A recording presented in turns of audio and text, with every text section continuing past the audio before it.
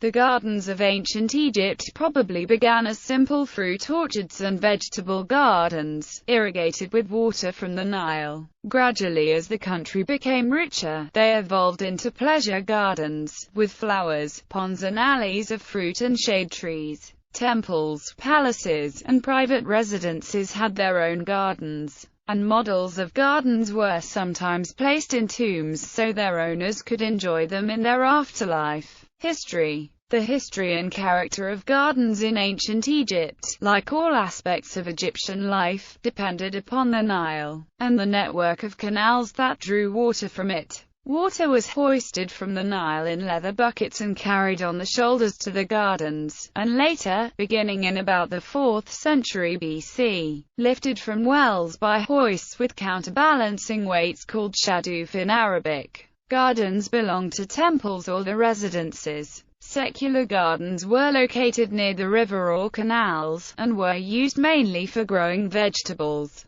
Beginning with the New Kingdom, gardens were attached to more luxurious residences, and were sometimes enclosed by walls. Temple gardens were used to raise certain vegetables for ceremonies. Palace gardens. Palace gardens first appeared in Egypt just before the Middle Empire. These gardens were very large in scale, and laid out in geometric patterns. The ponds of palace gardens were enormous and numerous. In the 2nd millennium BC, the garden pond of King Sneferu was large enough for boats rowed by 20 oarsmen. The rulers of ancient Egypt, such as Queen Hatshepsut and Ramses III, used pots to bring back to Egypt new kinds of trees and flowers discovered during their conquests in Libya, Syria, and Cyrenaica. Pleasure gardens. Beginning during the New Kingdom, pleasure gardens became a common feature of luxury residences. According to paintings in tombs in Thebes from the 18th dynasty, gardens of that time had a standard design. They had a pond, usually rectangular, in the center, filled with colorful fish, with lotus blossoms in the water and flowers around the edges.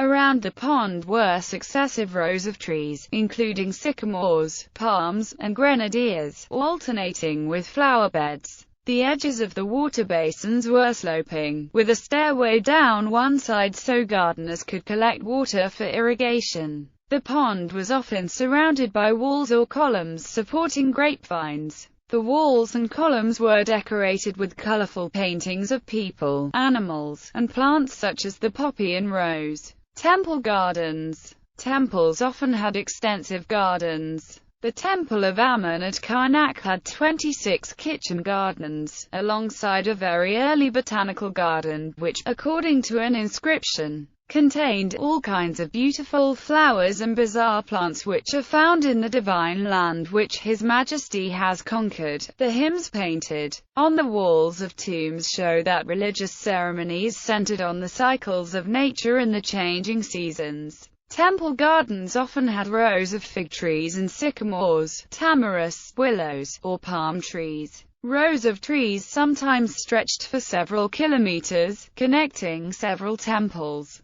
The temples themselves had esplanades planted with trees. When rows of trees were planted far from the river, wells had to be dug 10 meters deep to reach water for irrigation. During the time of Amenophis III, some temples were devoted to a goddess in the form of a tree, with a trunk for a body and branches for arms. This goddess was believed to carry water to the dead, to quench their thirst. Temple gardens often were the homes of animals sacred to the gods, such as the ibis and the baboon. Flowers were part of all the religious ceremonies during the time of the god Aman. These gardens also produced medicinal herbs and spices such as cumin, marjoram, anise, and coriander. Funeral gardens. Funeral gardens were miniature versions of house gardens that were placed in tombs. They usually had a small square house or pavilion with wooden columns, surrounded by a wall. Within the wall was a basin surrounded by a row of trees. The house resembled the kiosks in gardens, where the owner would play checkers or relax.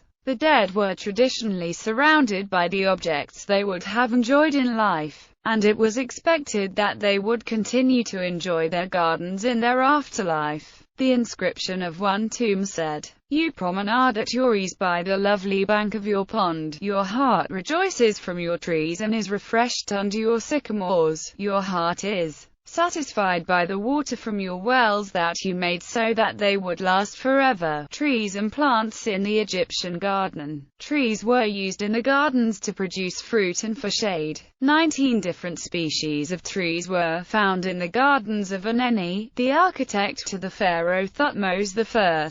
The pink-flowered tamarisk, acacia and willow trees were common in gardens. The sycamore and tamarisk trees were sometimes planted in front of temples, as they were at the temple of Nephepatre, from the 11th century. The ancient Egyptians cultivated Ficus sycamorus from pre-dynastic times, and in quantity from the start of the 3rd millennium BCE. It was believed to be the ancient Egyptian tree of life, planted on the threshold between life and death.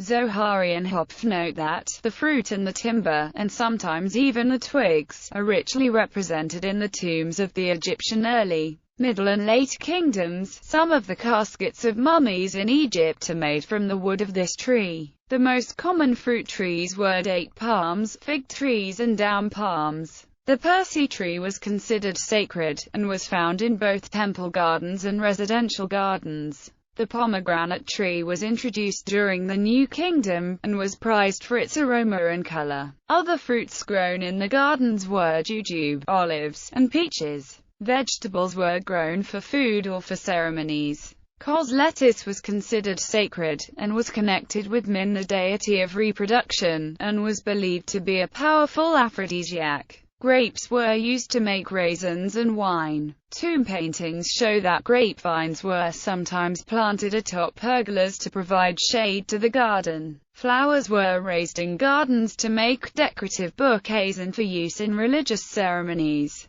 Common garden flowers were the mandrake and the daisy, chrysanthemum, anemone, and poppy, jasmine, and the rose. Egyptian ponds and basins were often decorated white and blue lotus and with papyrus. Gallery of trees and plants in the ancient Egyptian garden. The date palm, used by the ancient Egyptians both as a food and for making wine. The Egyptians learned to pollinate the trees by hand. The Persea indica tree, in the same family as the avocado, once common in Egypt, has vanished there but can still be found in the Azores and Canary Islands. The sycamore was often planted for shade. It was also often planted at temples, and its wood was used for making coffins for mummies. Tamarisk tree, used for shade. The acacia tree was associated with Isarset, the primal goddess of Egyptian mythology. Fruit of the pomegranate tree, introduced during the New Kingdom, used as a medicine against tapeworm, various infections. Egyptian blue lotus, found in garden ponds. Cyperus papyrus was used as a writing material, for making boats, and even eaten.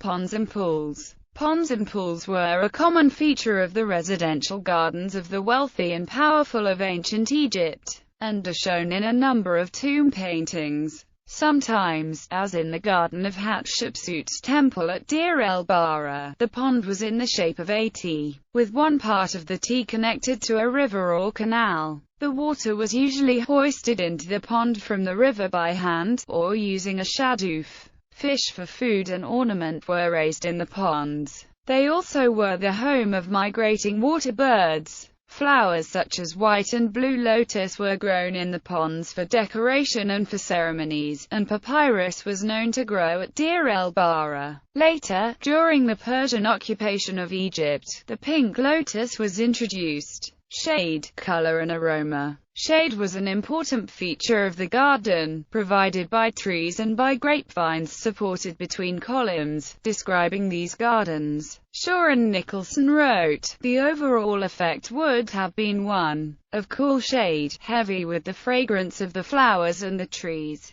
Gardens are therefore one of the most frequent settings of Egyptian romantic tales. Gardening in ancient Egypt. Gardening in ancient Egypt was very hard work. Gardens required constant irrigation, with water carried or lifted by hand, weeding, and tending, including the artificial propagation of date palms, which required great skill. Great effort was also needed to keep birds from eating the crops. Ingenious traps were set to catch the invading birds. Gallery of Gardens of Ancient Egypt. Gardens of Ammon at the Temple of Karnak, early 14th century. From the tomb of Nak, the chief gardener. Pomegranate trees being picked on the left. Gardens of Ammon, Karnak. Tomb of Nak, early 14th century. Bibliography. Ian Shaw and Paul Nicholson. The British Museum Dictionary of Ancient Egypt. British Museum Press, 1995. Michel Baradin. Les Jardins, Paysagistes Jardiniers, Poetess.